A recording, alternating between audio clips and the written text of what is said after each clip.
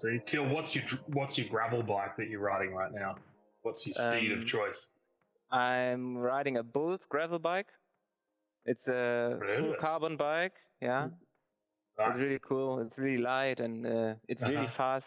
I'm enjoying it, and we have a nice area here, right in Cologne, where you can drive with your gravel bike really, really smoothly and nice. It's cool. Awesome. Yeah. Wonderful. Robert, what are you riding at the moment? I'm waiting for a new e-mountain bike to arrive. I'm excited. Nice one. Excellent. What is the mountain biking like around you? Is it a challenge to find a spot to go, or is there? I think that's part of mountain biking, exploring and get creative and finding stuff. But the government has put some great investment into cycling in general, including trails for the mountain bikers, for not only the mountain bikers, also for hiking and all kinds of stuff. So it's cool. It's really, really great. Look, it's not the high alpine France, Germany, but it's challenging and amazing nonetheless. And it's amazing what kind of people get out on the trail, right? Yeah. Oh, that's brilliant. Cool. Well, it looks like we've got some people joining. We'll wait probably another couple of minutes until we get started. It looks like another person's come in. Hopefully I'm pressing all the right buttons here. Have you guys done many webinars like this before? To be honest, it's my first time. Awesome. Well, hopefully I make it a pleasant one for you and it's not too seems much like of a pain. That. Absolutely, seems like that. Excellent. All right. Give it one more minute and then we will kick things off.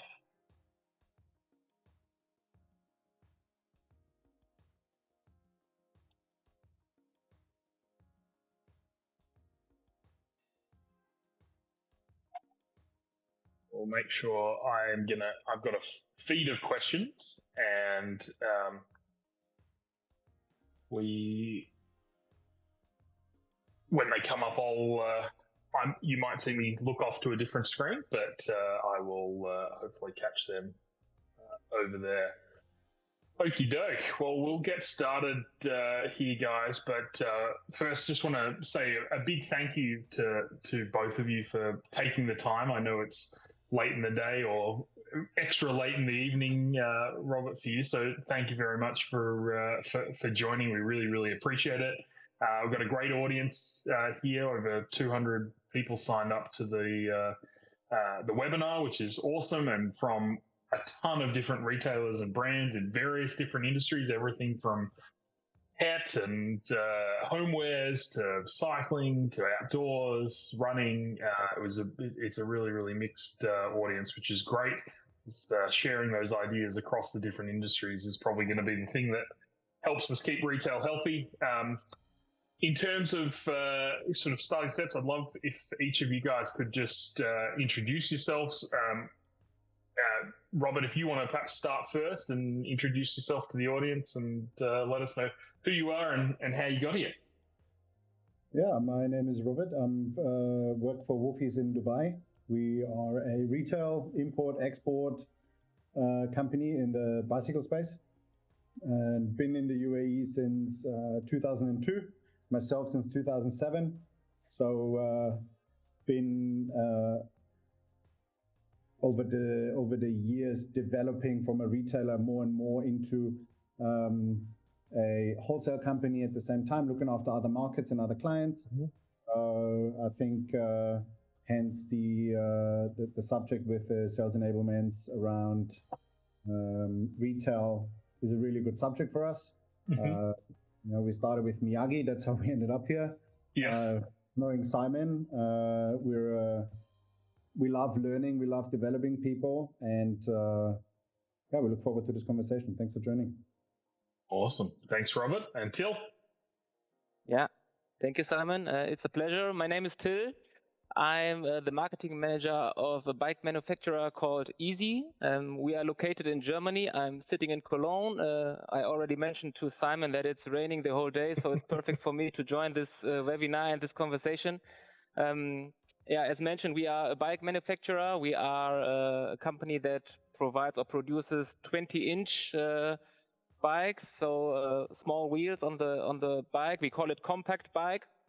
It's a bike that is possible to be driven by everyone. So we call, as we are the first company that found that provided this bike, we call us the original. And our claim is that this size fits to everybody. So there's nobody who isn't able to drive our bikes. We are 15 years old right now. And yeah, I'm really happy to join this conversation. My way here was the same as Robert's. We are Miyagi newbie, more or less. We are using Miyagi since half a year to provide a lot of information, training stuff to our retailers, to increase sellout, to provide the right products, to yeah, give technical information to mainly everybody who is selling our bikes. Wonderful. Thanks, Till. And to introduce myself, I'm Simon Turner. I'm the Chief Strategy Officer at Rallyware. I am formerly the CEO of Miyagi, but Rallyware acquired Miyagi earlier this year. And now my role here at Rallyware is to work to bring the two companies together, but also help Rallyware expand into the retail market and the brand world even more than they already had. And so we're really excited to begin that journey and excited to learn from you guys. I apologize to the audience for my silly Australian accent. I'm actually based in the US.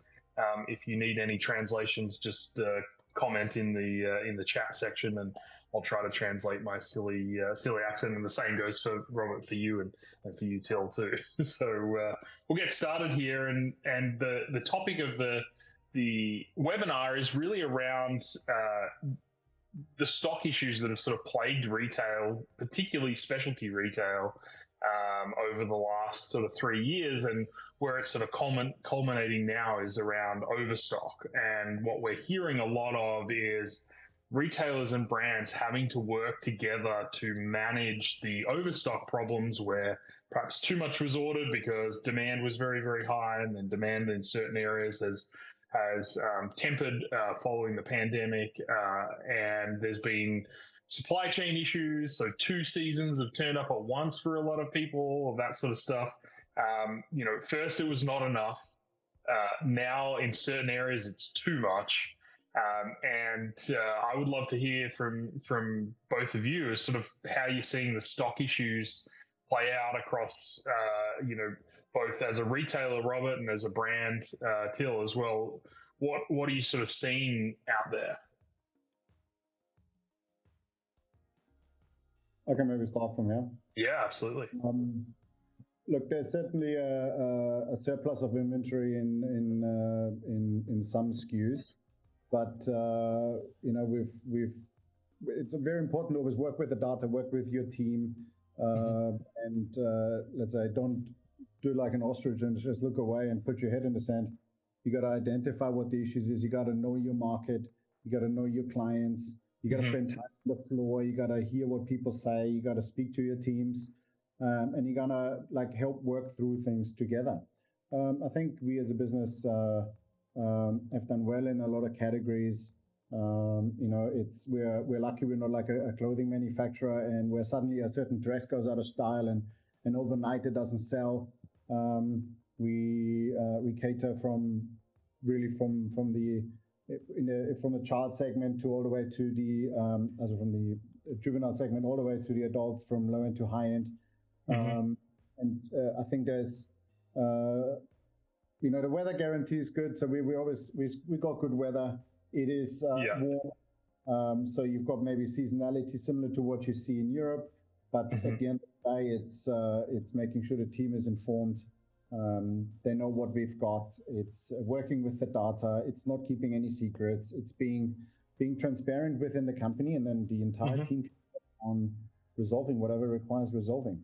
The challenges have been communicated through publications and the onliners and the YouTubes and there's enough information out there that what caused it, and every market has experienced it different.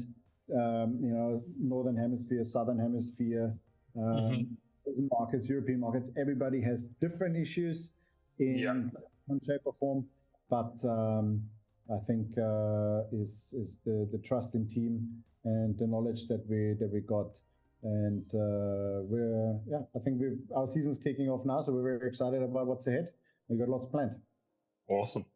And Till, from your perspective, what are you sort of seeing stock-wise, not necessarily just for Easy, but for your customers and the retailers that you guys sell through? Yeah, indeed, you're right. There are overstock issues right now. As mentioned, 4 years ago, everything started with Corona, I guess, was the kickoff for getting into trouble with delivery issues and other things. And now the demand for products is not that high anymore due to the war in the Ukraine and the high power costs for the people. And therefore we know that there are overstock issues, and from a brand perspective we can say that this issue is not yet our issue that much, but it will be our issue, as the retailers won't order new stuff as long as their stock is really, really high. And so we are trying to start to communicate with the retailers, being close to them, help them to sell, provide different things like POS material, information via our coaching tools, Miyagi, start advertisements, and to put those products that helps them to sell our products and to gather some stock level that they can order new products and in the upcoming years, so that everybody is really, really in a comfortable situation. But we know issue is right now there, and a lot of retailers are really, really anxious, and we are trying to do our best to help them to sell the stuff they have. Yeah, that's great. It's definitely anxious is a good word, I think, for it, from certainly what we're seeing out there, because it's sort of it's not bad yet, but it's it's not a problem where retailers are feeling like they're going to go out of business. They're pretty well cashed up from during the pandemic, but it's sort of this anxiety about what do I do, because you don't want to not order the good stock for next season and then not be able to actually sell anything and end up with old stock. How long do you both see this playing out in the industry? Like, do you think it's going to take just one season to kind of clear out backlogs in certain areas, or is this something that retailers that and you're speaking to are going to have to spend the next couple of years moving through some of this older stock or that sort of thing? Yeah, about that, how long? I'm not sure. We are quite optimistic that it will be solved within the next year, and that the level will shrink, and everybody is back to normal business, hopefully. But you never know. Who knows what would happen, and how the prices will increase. Everything is possible, but we are optimistic that within the next year, the level of stock is much better than right now. Yeah. Cool. How about you, Robert? I think we see obviously the surplus in the market, and I think there's categories that are maybe not so much affected as others. You look at your consumable side. As long as people are riding, the consumables gonna start naturally flow off. Yeah. But it's I think it's overall the market situations that are gonna decide if people are gonna, let's say, invest into new product. It's going to decide like the health of competition, maybe to say, if they're financially not strong, they may start the price cutting. If you stock inventory for long, prices will go up because storage costs money. There's so many factors that play into this that I think obviously being optimistic about the sell-off is important, but I think the working together with the brands or with the retailers is really, really important to understand what's happening. And I see often when you deal with people is that they have actually no idea what it means to stand on a sales floor. Yeah. You know, it's like, like a lot of people don't know what a 10-hour day feels like on the floor and stuff. And you gotta maybe sometimes take a step back and look at the issue and how you can support the people, how you maybe obviously as a brand, maybe for Easy, like how do you get people on the side to say, listen, you know what, this is the thing. How do you make them brand advocates? What can you do as a company to support a retailer? And now, no, we don't really work we don't work together as a let's say brand and retailer. But I think there's a lot of there's not a lot of transparency with some of the big, there's everything is roses, everything is fine, everything is good until it's not. Yeah. And then it's quite often too late to really turn things around. And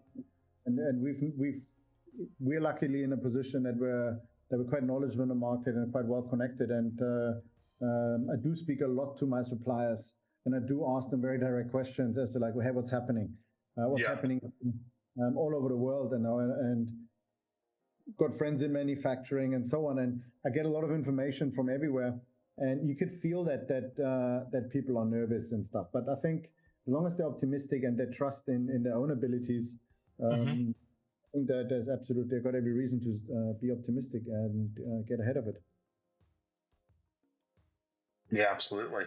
I mean, on that sort of that topic or that area is, you said you speak to a lot of your suppliers and your vendors very regularly. I guess what sort of initiatives or ideas or ways have you seen those suppliers, and their willingness to work with you on certain things to overcome the problem, whether it be provide more training, provide promotional deals, extended payment terms, all that sort of stuff? Or is it a bit more sort of adversarial where they're kind of like, we're the brand, you're the retailer, you just buy from us, and that's that. Where you might see that more in like the grocery world and stuff like that, but is it a little bit more collaborative for you guys?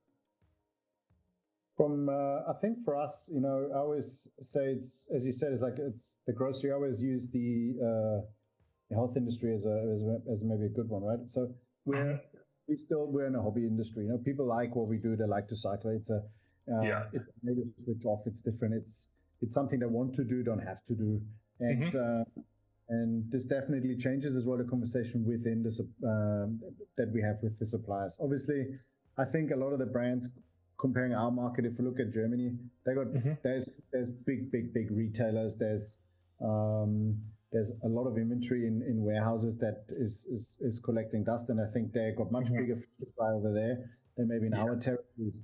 Yet the solution can quite often be really the same. What I do a lot with the guys is I exchange data as to, let's say, hey, what inventory do I have, or what inventory do I need? So instead of maybe playing out a manufacturer, maybe we just collaboratively say, listen, look, I have a guy over there that is sitting on a few too many of X. Why don't we take it back into my warehouse and then we'll deliver it out to you rather than run a new batch? Because in the long run, if everybody just focuses on their own inventory issues, then at the beginning it was, we required inventory. We went to the brands and we ordered inventory. The brands manufactured inventory, and in the bike industry, a lot of them don't hold their own stock, so they produce what's ordered. So they come in, sell the inventory because you ordered it. Now, COVID was, I think, a situation none of us have experienced. We didn't really know how to handle it. We had no data to go back to. We couldn't say, hey, 90, blah, blah, blah, whatever. So it was I think everybody got a little bit afraid of would there be further disruptions? Are we going to see issues with, being out of stock of something? And I think this fear of being out of stock is what definitely drove that. Obviously, cycling was one of the first real big things to come back as an activity. For us, for example, is one of the only activities that came back that we were allowed to do because you could do it in the outdoors. Get around, and you could see other people doing the same thing. So it was maybe cycling was the first step kind of back into into life, so to speak. That has definitely pushed out. But the concern that I think is there is if we start just focusing on ourselves now we bought the inventory, regardless of payment terms, whatever. Inventory, assume everything is paid. You got to look at it in the other direction as well. Now the factories are standing still. Yeah. Because of this fear of out of stock, and everybody says, I want my inventory and give me my stock, and yes, I'll take it, promise, whatever. They looked into capacities. They got new space. They trained new people. They got new machinery. They got loans to take on new machinery. And now there's no orders coming. Yeah. Because everybody says, we got too much stock. Yeah, but you knew this a while ago, maybe. And I think this exchange of data, this transparency between brand manufacturers and people is definitely something that needs to improve. Because the day will come when the inventory is normal, and then you're going to try and go back to order, and then the lead time is going to up again because nobody has inventory, and there's going to be this yo-yo effect all the time because nobody has abundance of cash lying around. And to just say, listen, I'm just going to keep my highly qualified CNC technician and just sitting there on a chair waiting for an order to come in. That's not how it works. And totally. And I think this is what I meant with like being optimistic, but be real into what's happening and who's affected by your decisions. You make purchasing decisions, it affects the salesperson. The salesperson makes a decision, it affects everybody else within the company. All the way really from raw material supplier, manufacturer, the shippers, everyone in some shape or form is affected. And I think this transparency of exchange of, hey, this is what's really happening is I think helps bring clarity, focus, priorities, what needs to be done. And that helps with a much more responsible selling of product to the end consumer, because you don't want to just sit on the old stock. They might have some really exciting new stuff. You only just bring it when is the right time to bring the stuff, and if all the data speaks together, the brands don't have to guess when this right time will be. Totally. And it's there can be a lot of positive with this exchange of information. Totally agree on that side. From a brand perspective, communication is the key. Being honest with everybody, receiving honest information, just to get a feeling how the market is currently working. And as mentioned from Robert, this is the challenge that we are facing now. We have interesting new products, innovations for the upcoming years, and we have to take care that those products are coming into the market and that there is a demand from the retail side, even if there's still a lot of old stuff and old stock in the market. So this is the challenge we have, and we are trying to communicate with our retailers to find a solution, to find a way how everybody will be happy at the end, and the end consumers receive the product that they are asking for. This is the thing we are trying to do, being as close as possible with everybody, with all our stakeholders and shareholders, to provide the right stuff to the people. Yeah, that's brilliant feedback, guys. I really appreciate that, and that certainly lines up with what we're hearing out there. Is a lot more sharing of knowledge, sharing of what's happening earlier as well. And Robert, you made a really good point of sharing that data and sharing that knowledge. But what we're seeing is, rather than wait till the end of the season, they're getting more regular kind of collaboration efforts and just help solve problems before it becomes a big problem. Or we even had a footwear brand that we work with that had a sell-through problem on one specific line of product, and they did a great job of actually pushing additional training, additional promotion, that sort of thing, and cleared the overstock problem in a matter of weeks, as opposed to waiting to the end of the season and, oh dear, it's a big problem. Then you got to have the hard conversation about sharing the challenge and that sort of thing. But definitely what I'm hearing from retailers and brands right now is far better from a collaborative standpoint than pre-pandemic, where it was quite often, adversarial. So that's it's really good to hear, and good to hear, your feedback on how that's working. Changing gears a bit here, do you guys have any, tips or ideas around a digital strategy to target when you've got overstock problems. So Robert, you talked about data and how you share that data. That's a really, really important sort of part of it, I guess, digital strategy. You both use, Miyagi, which is another part of the digital strategy, working together with your retailers. But any other ideas or tips? Because a lot of retailers kind of haven't really thought about this until now. And so, have you guys got any tips on how retailers would sort of start to map out the sort of digital strategy to overcome overstock problems or target those kind of problem products? What we are trying to do at Easy, especially with Miyagi now, is the one digital thing. We are trying to provide the perfect information for a bike, for example, when it's coming into the market. So when the retailer receives a new model, we are trying to provide the Miyagi knowledge lection for this bike exactly when it's there. So he's able to get all the information he needs and is able to sell and to have a sales consultation on the product when it's there. All of those product releases should be surrounded by digital stuff like this. Advertisements via social media is an important thing for us as well. Those things we are trying to do it like this, and as mentioned in the beginning, we are still a newbie regarding that. But I think, and the company of Easy thinks, that this setting will help everybody to sell the stuff they have, to sell the stock they have when it's there, when it's new, and when there is old stock.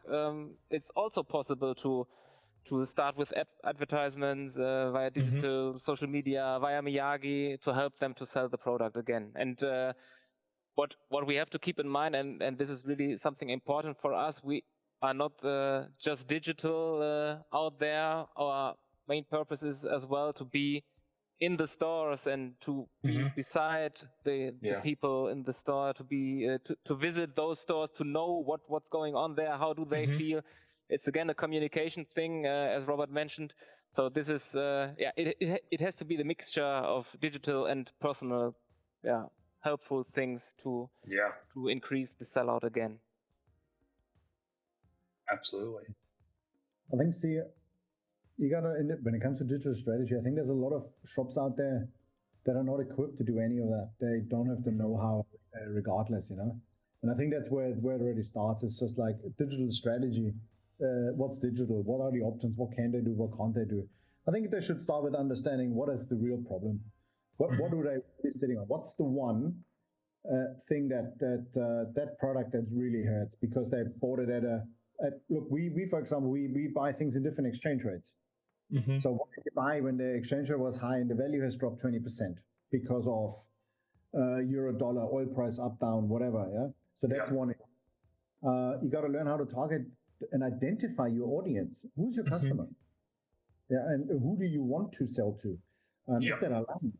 Do you have the right sales channels? And do people use your sales channels? So we said digital ads. You mentioned earlier, like. What are you going to do with a digital ad? Just try and sell product? Or are you just trying to, build a relationship with somebody, And I think our team has done an incredible job over the summer keeping the shop busy. We've done some awesome events. For example, with Wahoo, we went and had a campaign called Show Us What You Got, what in like power. And we had competitions because, yes, there's very little things you could do outside when it's 40 plus. So they came into and we had a competition, and there were prizes and giveaways and so on. And it was about the community aspect of things again, not just about selling product, not at all. Yeah. It's not at all about selling product. It was about getting people together, have a cup of coffee, have a chat, do some cool stuff. And again, all of this kind of stuff, the overall positive experience that you got to try and build helps with the retention of customers. And then they want to come back to you. And that's again, identifying your audience and the channels. You got to you be everywhere. And you can't be good at everything. You can be everywhere, but you can't be good everywhere. So you got to really identify who are you, what is the product you're selling, who's your target audience, and be good at that. maybe you can use an example. Like before I joined Wolfi, I was working for a shop in Germany, and he has it was a shop like everyone else, but he's found a niche where he focuses now on e-mobility for people with disabilities. And I think it's the only one in the south of Germany at the moment that focuses really purely on that mean of transport. And he found a niche. He found his audience. This audience isn't online waiting for Google ad. You know, he goes to the right events. He has to find the right channels to market the product. And he's done a really good job. And the same for us here. You know, we join the right events. We support the right causes. It's not just about, hey, sponsor this and add here and so on. It really starts with, do you know who you are, what you're selling, and who you're selling it to, and how you're gonna market the product. I think that's really just and I think like the absolute fundamentals kind of thing. Oh, totally. And I think when you look at retail 20 years ago, and if you look at some of the shop owners in average in the UK, the US, and everywhere else, they're not the digital young guns. They have maybe not the same experience. You know, they're maybe not really on Facebook, or they're maybe not really on Instagram. They don't really maybe understand the concept of it and how it works and how you can use this to your advantage. It's digital strategy to attack your overstock problems. I think it takes, you know, it's one avenue. It's one avenue to look at things, but unless you understand what you have, unless you understand your market, unless you understand your channels, I think you're going to have a tough time regardless of your digital strategy, because that's not a way out. Because if everyone's doing the same way out, then they're all running in one direction, it's not going to fix anything. Totally. So, yeah, very good point. It sounds like the fruit is pretty low hanging, though. You know, if it's the fundamental stuff, it's, you know, they don't necessarily need to completely reinvent themselves to figure that stuff out. It's just a bit of focus and back to basics to some degree. Exactly, and then invest the time into the new avenue and learn a new skill. You know, like if it's a skill you're missing. That is one thing where we say the e-learning space is fantastic, because we can share the skill using a platform to enable somebody to get better at a certain subject, and then therefore maybe sell better through certain inventory. Yeah. I guess on that is, you know, how are you guys convincing, like, if you've got a problem product, whether you're the brand Till or the retailer Robert, how are you convincing those frontline staff to try to prioritize, you know, introducing that to a customer, but also balancing, you know, you want to serve the customer's needs and provide the right customer experience. You don't just want to get rid of the, you know, a line of stock that needs to be reduced or whatever. So what are the sort of levers or tools that you guys use to help to get them to prioritize, remembering like, oh, hey, I got to sell that brand of shoe or that type of, you know, tire or that sort of thing, because we've got too much of that? I think you want to start with it? Yeah, sure. I think the thing that helps most is to help the salesperson to understand the product. I think behind every product there is an idea, and we have to deliver the information how this idea works, and the salesperson in the end has to trust the bike or the tire or the component that she or he needs to sell. And we are trying our best to provide this trust to the people, that they are will to talk over this about this product to the customer that is in his store. And there are many ways, as mentioned before, like digital, but in the end it's mainly understanding the product when you are there, showing the product.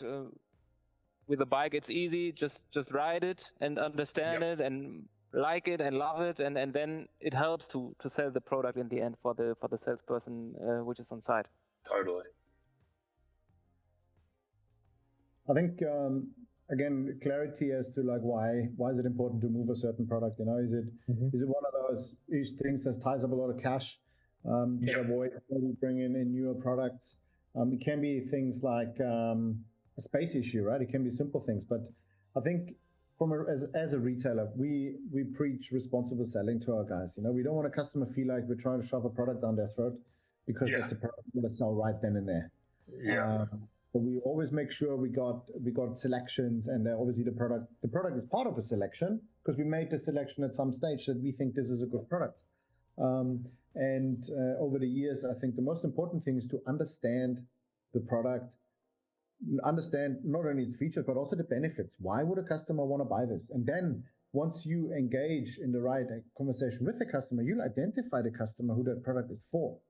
We've got some products that we buy spare parts.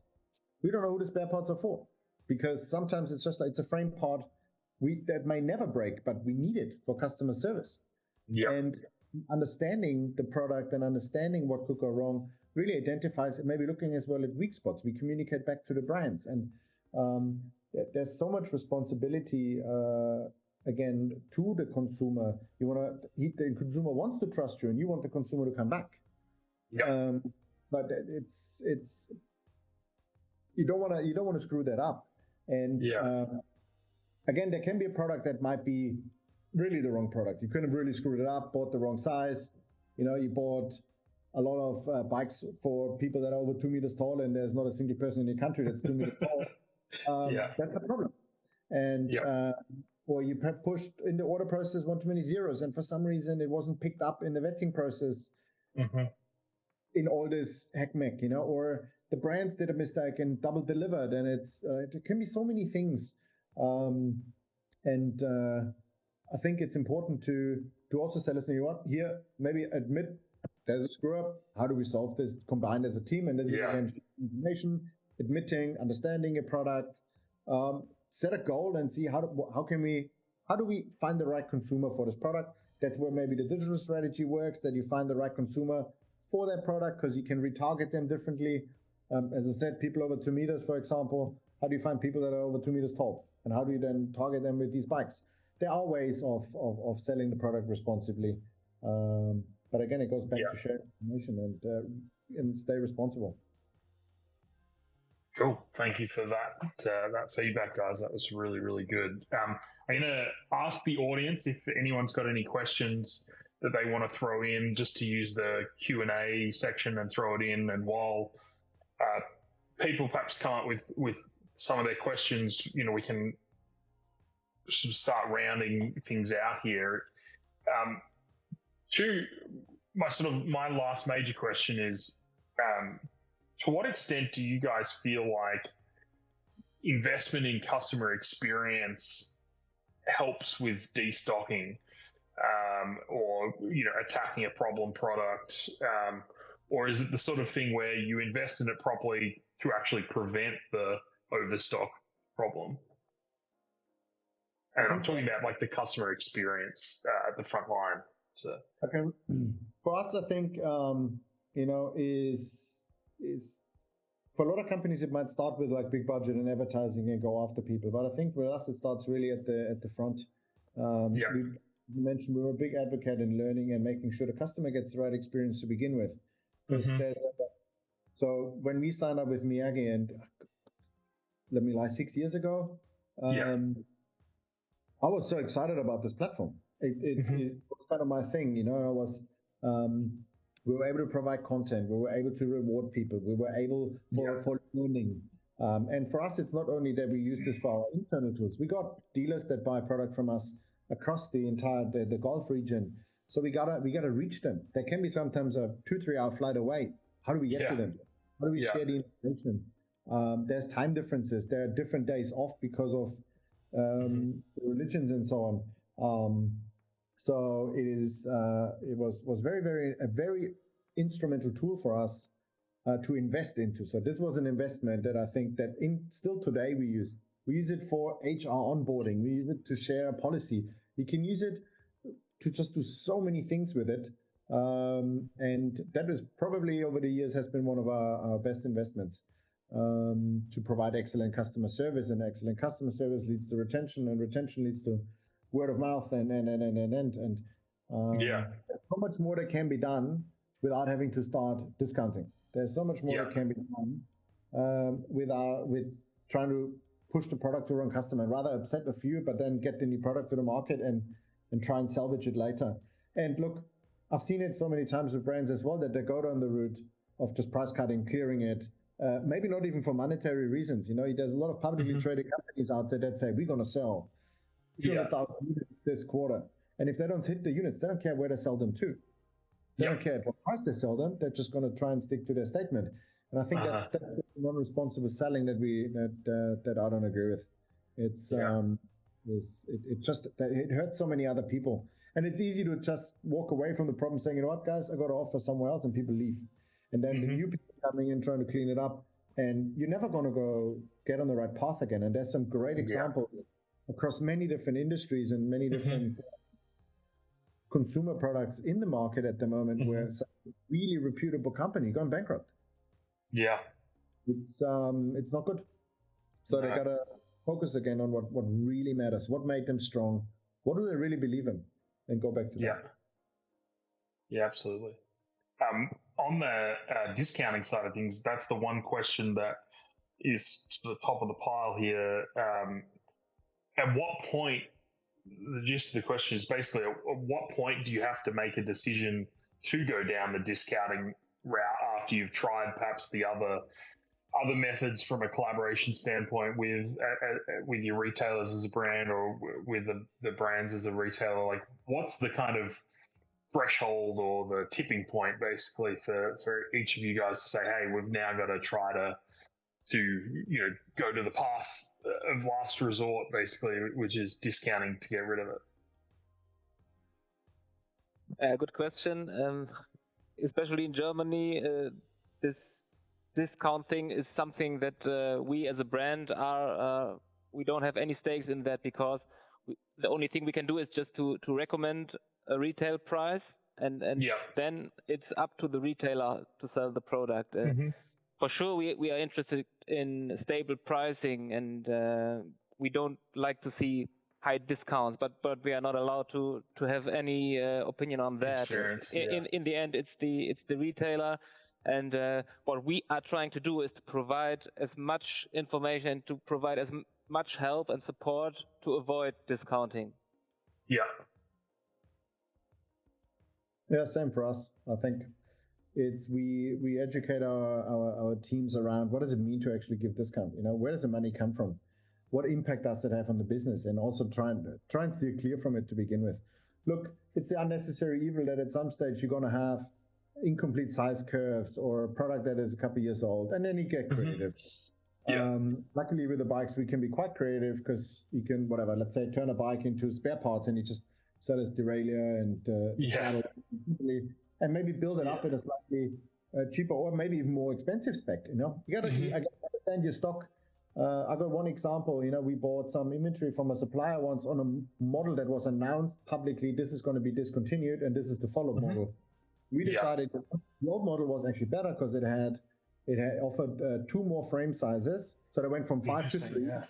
And then we said, look, from a, and this was many years ago. We really believed in the biomechanics of cycling, the bike fitting, the positioning, how important it was.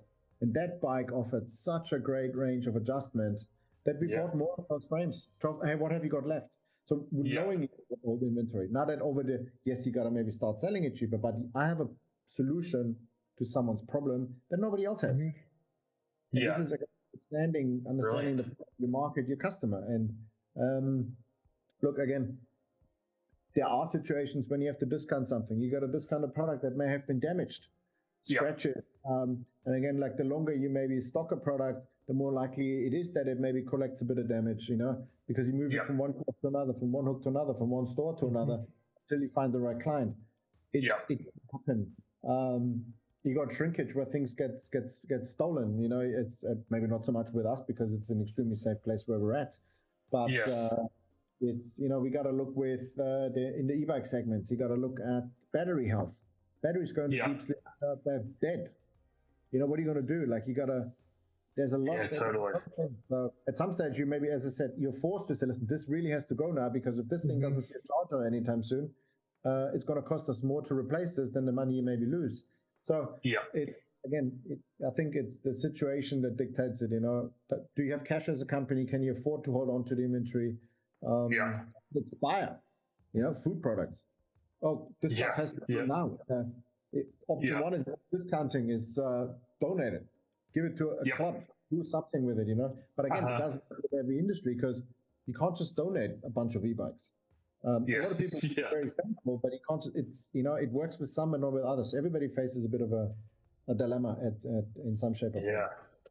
Yeah. So you just got to be creative. It's definitely, when I used to be a wholesaler and a manufacturer in my previous company, we had to sometimes get quite creative with how we'd sort of bundle things together, and always get a little bit frustrated when a retailer would just resort to marking something down without trying to, try some other things to get a product moving. So it's really cool that you've got some good creative ideas. And on the shrinkage side of things, just a silly story is I was speaking to a senior executive at a very large retailer here, and he said they've got a stock problem in certain things because the shrinkage problem is people are coming in and stealing the mediums, larges, and extra larges, and they're leaving a ton of the smalls, and they can't get replacement for the middle, and so now they have to try to clear out all of these extra sizes. So it's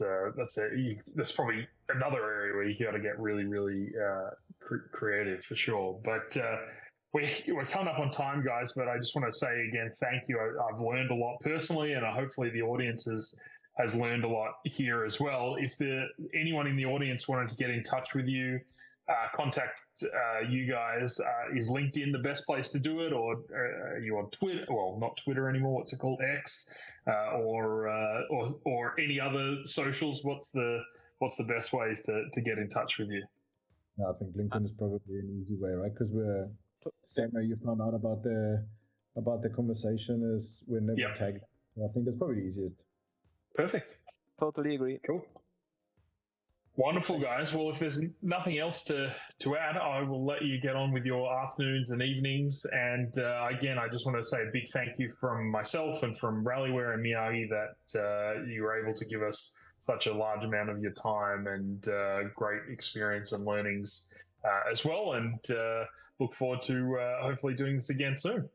Awesome. Cool. Thanks for having us. Awesome. Thanks, guys. See you later. Thank you. See you, everybody. Cheers. Thanks for tuning in. Bye. Cheers.